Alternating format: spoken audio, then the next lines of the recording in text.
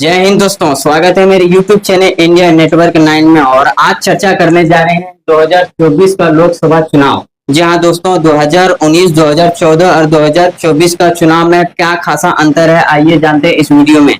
Video के अंत तक बने रहें। चैनल को सब्सक्राइब नहीं किए हैं तो चैनल को सब्सक्राइब करें एवं बेल आइकन को जरूर दबाएं ताकि हर आने वाला वीडियो का नोटिफिकेशन आप तक सबसे पहले पहुंच सके। बात कर लेते हैं इस बार का चुनाव में क्या अंतर है, क्योंकि इस बार का चुनाव जो है, एक तरफ है इंडिया अलायंस और दूसरी तरफ है एनडीए। एनडीए और इंडिया में काफी कांटे का टक्कर देखने को मिल सकता है, क्योंकि इंडिया का जो गठबंधन दल है कांग्रेस, इसमें मुख्य पार्टी है और उसका नेतृत्व राहुल गांधी कर रहे हैं। और राहुल गांधी ने भारत जोड़ो यात्रा और भारत जोड़ो न्याय यात्रा करके काफी लोगों को प्रभावित किया है। अपने तरफ मिलाने में कामयाब हो पाए या नहीं, ये 4 जून को पता चलने वाला है। और एनडीए जो कि एक मोदी चेहरा है, मोदी का चेहरे बहुत मायने रखते हैं लोकसभा का चुनाव में। और हर चुनाव में देखा जा सकता है कि नरेंद्र मोदी एक बहुत बड़ा चेहरा है बीजेपी के लिए। और बीजेपी जो है एनडीए के तहत सबसे मुख्य पार्टी है। पिछले बार का चुनाव का बात करते हैं, 2019 में क्या प्रदर्शन रहा था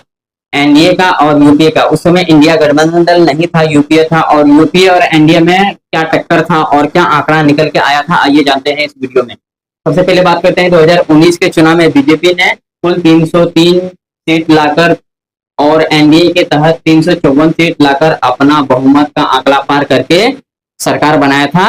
प्रधानमंत्री नरेंद्र मोदी दोबारा प्रधानमंत्री बने थे 2019 में। पहली बार जो प्रधानमंत्री बने थे 2014 में नरेंद्र मोदी।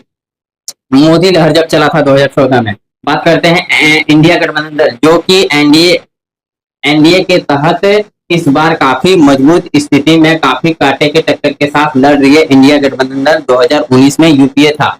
यूपीए के तहत कांग्रेस जो है मुख्य पार्टी थी 52 सीट लाकर, और यूपीए ने कुल 93 सीट लाकर विपक्ष का भूमिका निभाया था। और इस बार का चुनाव में क्या अंतर है, तीनों चुनाव का आंकड़ा करेंगे। सबसे पहले बात करते हैं, कुल 7 चरणों में वोटिंग हो रहा है, जिसमें 6 चरण का चुनाव हो चुका है। और परिणाम जो है 4 जून को आने वाला है। परिणाम क्या होगा, इसके अनुसार इन सब चीजों जिसके बारे में हम डिस्कस कर रहे हैं, जैसे बात कर रहे हैं, आपको पता चल जाएगा कि इस बार का परिणाम क्या हो सकता है। अनुमान आप लगा सकते हैं इसी वीडियो में।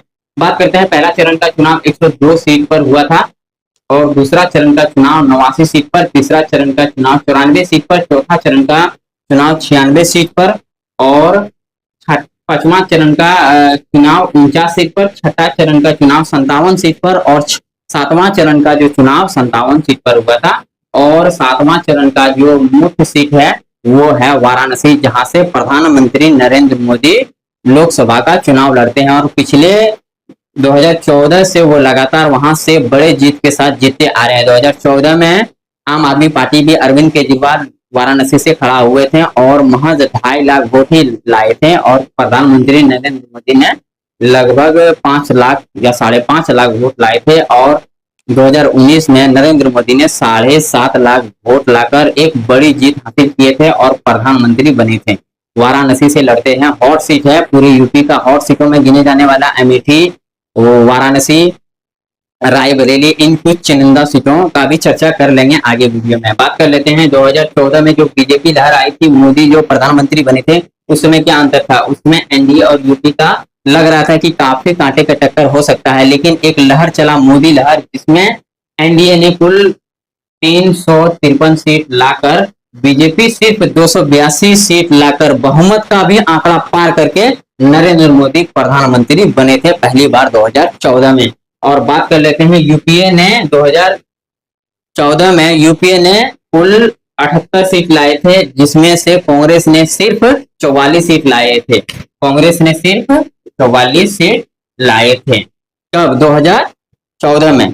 और 2019 में यही बढ़कर 10 सीटों का फायदा हुआ, जो कि 54 सीट हुआ कांग्रेस का, और कुल सीट यूपीए को 93 सीट मिला था। और विपक्ष का भूमिका का निभाने का काम कर रहे हैं अभी तो। इस बार का चुनाव का परिणाम क्या होगा, उससे लोगों से हमने जब पता किया, मेरी टीम एक्सपर्ट जब काम कर रहे हैं इस विषय पर, और कुछ भी आंकड़ा कुछ सामने आ रहा है, क्योंकि इस बार जो टक्कर है कांटे का टक्कर हो सकता है कि एनडीए अपना प्रधानमंत्री पद बचाने में कामयाब हो सकते हैं, या फिर इंडिया गठबंधन दल का जो चेहरा है राहुल गांधी भी प्रधानमंत्री बन सकते हैं। दोनों में क्या खासा अंतर है, आइए जानते हैं इसमें। 2024 लोकसभा चुनाव का अगर मतदाताओं की संख्या बात करते हैं तो इस बार मतदाताओं का संख्या लगभग 97 करोड़ है, जो कि पिछले कई चुनाव के अनुसार इस बार मतदाताओं की संख्या कुछ बड़ी है। पिछले बार जो मतदाताओं की संख्या था अप्रोक्स 95 या 94 करोड़ के अप्रोक्स रहा था, और इस बार 2 से 3 करोड़ वोटरों की संख्या बढ़ी है। और इसमें ज्यादातर तो जान ही रहे हैं वोटरों की संख्या किसकी बढ़ती है, युवाओं के। युवा काफी बड़ा इस बार भूमिका में है, और अपने बेरोजगारी मुद्दा को लेकर, महंगाई को मुद्दा बनाकर इस बार जो पहले फर्स्ट टाइम वोटर है वो अपना वोट करेंगे, जिसका फायदा सीधा इंडिया अलायंस को होने वाला है। जी हाँ दोस्तों, बात कर लेते हैं पिछले बार जो चुनाव हुआ था। पिछले बार जो चुनाव हुआ था, मतदान हुआ था 66.37%। पिछले बार 2019 का लोकसभा जो चुनाव हुआ था, मतदान जो हुआ था 66.37%। और इस बार जो है जिस हिसाब से वोटिंग हो रहा है कई मुद्दों को लेकर, इस बार यह परसेंटेज घटकर 62 से 63-64% तक ही होगा, यानी 3 से 4% का घाटा हो रहा है, कम हो रहा है मतदान इस बार पिछले बार के चुनाव 2019 के चुनाव के अनुसार। ठीक है, 2019 में जितना मतदाताओं ने जो मतदान किया था उससे कम मतदान इस बार कर रहे हैं, लेकिन यहाँ पर मतदाताओं की संख्या ज्यादा है, जिसके कारण अगर पिछले बार भी जो भी अगर 2% कम भी हुआ है तो भी वो मेकअप में आ जाएंगे कि उतना ही मतदान होगा। जैसे पिछले बार अगर 50 करोड़ लोगों ने मतदान किया था तो इस बार भी वही आंकड़ा रहेगा, क्योंकि मतदाताओं की संख्या 2 से 3 3.5 करोड़ बढ़ा है, जिसका फायदा इस परसेंटेज को मैनेज करने में हो सकता है। और ये जो 2% 3% जो घट रहा है, ये किसका घट रहा है? सबसे पहले बात करते हैं, ये जो परसेंटेज घट रहा है ये सीधा सीधा एनडीए का घट रहा है कहीं न कहीं, क्योंकि भारत जोड़ो न्याय यात्रा और जिस तरह एक माहौल बनाया गया है राहुल गांधी की तरफ से, बेरोजगारी, महंगाई, महिला अत्याचार, मणिपुर, कई मुद्दों को उठाकर, इससे यह पता चल रहा है लोगों के बीच से जब पता किया मेरे एक्सपर्ट और मेरी टीम ने, और लोगों से जानने का जब कोशिश किया, तो यही रिजल्ट निकल के आया है कि इस बार जो वोट का जो परसेंटेज घट रहा है वो एनडीए का घट रहा है, जिसका फायदा इंडिया अलायंस को होने वाला है। जी हाँ दोस्तों, और 2014 में जो है प्रधानमंत्री जब नरेंद्र मोदी बने थे उस समय एक बड़े बड़े वादे को लेकर बने थे कि 15 लाख देंगे और 2 करोड़ रोजगार देंगे, और भी विदेश में नाम होगा, ये स्मार्ट सिटी, 4 लेन, कई तरह के वादे बनाकर इसको मुद्दा बनाकर भारत जोड़ो न्याय यात्रा के तहत इसको घेरने का काम कर रहे हैं। कौन? राहुल गांधी, जिसका फायदा कहीं न कहीं इसको मिलने वाला है, राहुल गांधी को मिलने वाला। और आंकड़ा क्या होगा आइए जानते हैं। सबसे पहले बात करते हैं 7 चरणों का जो चुनाव हुआ है, इसमें 102 और दूसरा चरण जो 89 सीट है, इनमें से बीजेपी को 5 से 15 सीट ही मिलती हुई दिखाई दे रहा है। कुल मान सकते हैं आप 190 लोकसभा की सीटों में सिर्फ 5 से 10 सीट अगर बीजेपी को आता है, तो जो नारा है नरेंद्र मोदी का कि अब की बार 400 पार, कहीं ना कहीं ये बहुत बड़ा रोड़ा बन रहे हैं। पहला चरण और दूसरा चरण। हिंदी बेल्ट की बात करते हैं तो हिंदी भाषा बोलने जाने वाले तीसरा चरण, चौथा चरण, पांचवा चरण, छठा चरण और सातवां चरण में, ये सब 5 चरणों में हिंदी भाषा का भी चुनाव हुआ है। इनमें हिंदी भाषा का चुनाव लगभग कुछ ही सीटों पर हुआ है, और जो बिहार में कुछ सीटों पर हुआ है, बिहार में इस बार तेजस्वी यादव काफी मजबूती के साथ अपने आवाजों को और गरीबों का आवाज को बुलंद करते हुए चुनाव लड़ रहे हैं, और MY का समीकरण भी बनता हुआ नजर आ रहा है।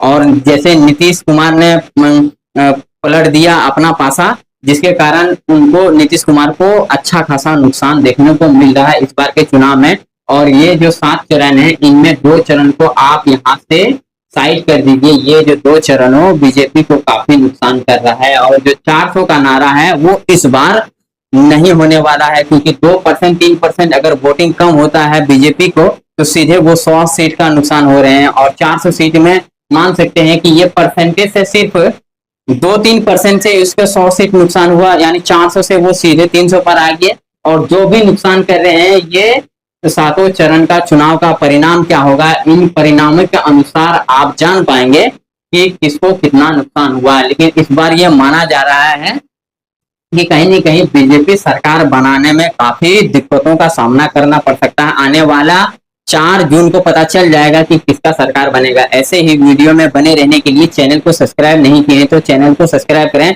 एवं अपना राय कमेंट में जरूर लिखें, ताकि आपके कमेंट के अनुसार हम अपना वीडियो बना सकें।